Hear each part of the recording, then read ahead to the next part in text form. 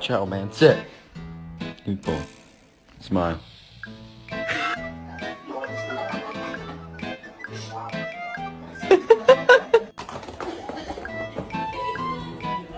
I gotta tell you something. Do you sit?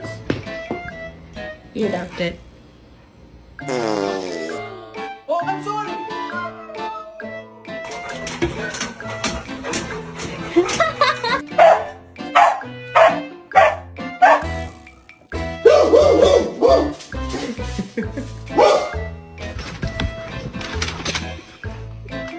Why are you so afraid of me? Let's go. Mr. Ball.